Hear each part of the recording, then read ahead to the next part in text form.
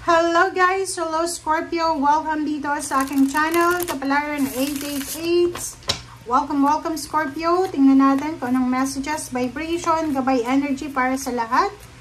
The general reading, so pwede kang makaresonate. Gamitin mo ang iyong intuition sa panunood, Scorpio. Okay, first card natin is number 7, number 16, patience.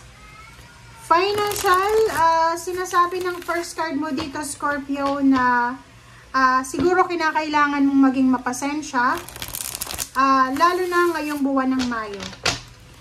Tingnan natin kung ano pa ba.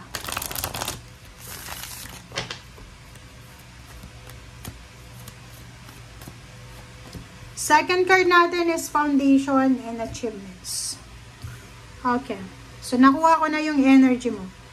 Yung first two cards natin, Scorpio, nagsasabi sa'yo dito na kinakailangan mong maging mapasensya, lalo na sa paghihintay para sa pamilya, para sa family stability, financial stability and security or balance.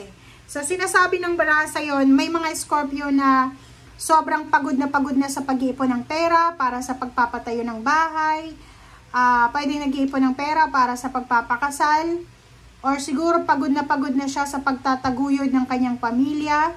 So, sinasabi ng baraha sa'yo na for the month of May, kailangan mong maging mapasensya. Kung nagpapatayo ka ng bahay, talagang stressful yung pagpapatayo ng bahay. Kung wala ka talagang ipon, or yung pagpapatayo na yan ay hindi nakaplano. So, sinasabi ng baraha sa'yo na kailangan mong maging mapasensya. Pasasaan ba't matatapos din yan na mga obligations and duties and responsibilities mo sa pamilya. Wow! So, third deck tayo, good luck, good fortune, black cat. Sinasabi ng baraha sa'yo dito, Scorpio, na ngayong buwan ng Mayo, sobrang swerte ang darating sa buhay mo. Pwedeng manalo ka sa mga palahok or patimpalak tungkol sa pera or parang involved ng pera. Posibleng siswertehin ka sa mga raffle draws or pwedeng merong financial good luck and good fortune na posibleng dadaloy sa buhay mo or magsa-shower sa buhay mo. Okay? Pwede din na financial breakthrough and windfall. Pwedeng swerte ka sa trabaho, swerte ka sa lugar kung nasaan ka, swerte ka sa employer mo, parang gano'n. So, maraming swerte ang posibleng papasok sa buhay mo, Scorpio, ngayong Mayo. Okay, thank you. Okay, first two cards tayo. Nako, alam mo ba, Scorpio, manood ka sa Pisces kasi resonated ko sa'yo. Napakaganda sa'yo. Kasi unang-una, ngayong buwan ng Mayo, isang tao, scammer, manipulator, magnanakaw, na tao to. Pwedeng Gemini, Libra, Aquarius, or pwedeng fire sign, Leo, Aries, Sagittarius, or pwedeng Virgo, Capricorn, or Taurus, or kahit anong zodiac sign siya, na posibleng binabalakan kanyang nakawan. Nakawan ng pera, nakawan ng negosyo, nakawan ng posisyon sa trabaho, or kung sino man ito. Ang taong ito matagal ka na niyang pinagmamasdan, pinagmamatsyagan. But, hindi siya magtatagumpay.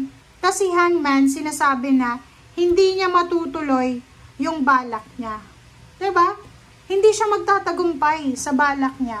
Pwedeng binabalakan kanyang, kunyari, i-accuse kanyang nagnakaw ka, or pwedeng ikaw yung pagnakawan niya, pero hindi siya magtatagumpay.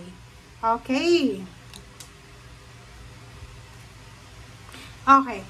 So, dito naman, sinasabi ng baraha, na for the month of May, you are lucky, you are lucky, you are fortunate, kasi, hindi lang pera yung parating sa'yo, kundi, emotional happiness. So, dito sa barahang to, sinasabi ng baraha sa'yo na huwag kang masyadong nakafocus, Scorpio, sa buwan na to sa pera. Huwag kang masyadong nakafocus sa trabaho, or kung may negosyo ka, or kung ano man yan na may involved na pera. kailangan mo din bigyan ng pansin, kailangan mo din bigyan ng energy, kailangan mo din bigyan ng oras yung iyong pamilya, yung iyong karelasyon, yung mga tao sa paligid mo. And wag nating i-take advantage yung mga taong yan. Okay? Okay.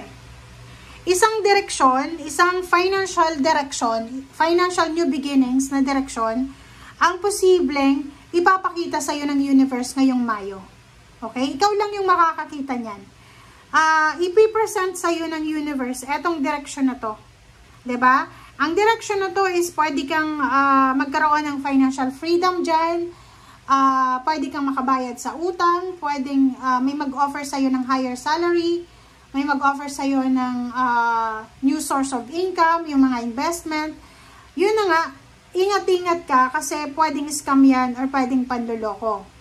Pero hindi magtatagumpay yung taong yan kung iyan ay panloloko.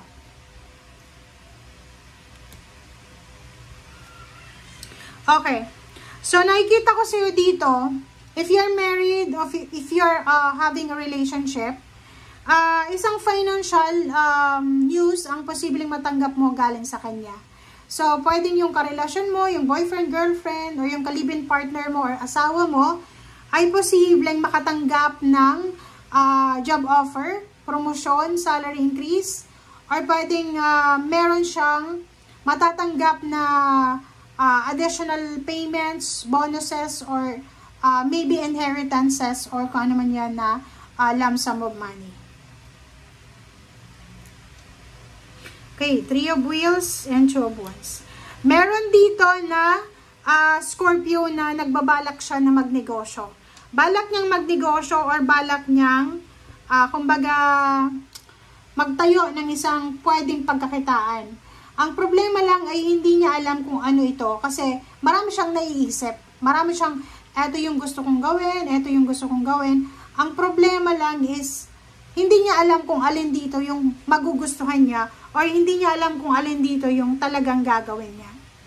The Chariot, ngayong may possible kang travel, may possible na lilipat ng bahay, possible dito na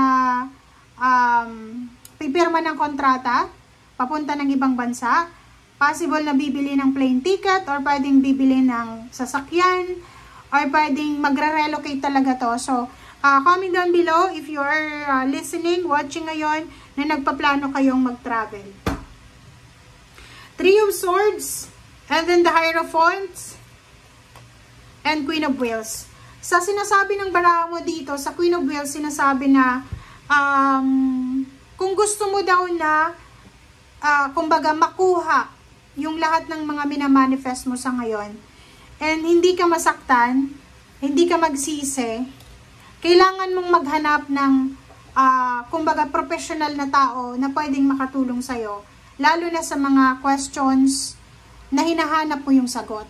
Like for example, gusto mong pumunta ng ibang bansa, wala kang idea kung sino yung pupuntahan mo, maging matalino ka dito, lalo na kung gusto mong mag-ibang bansa and first time mo pa lang. Kailangan mong hanapin yung mga taong hindi illegal, hindi scam, and then dun ka sa, kumbaga, sa agency talaga na may prangkesa. Or, anong tawag doon? Agency na legal talaga sa OWA. Okay? Thank you guys for watching. Bye!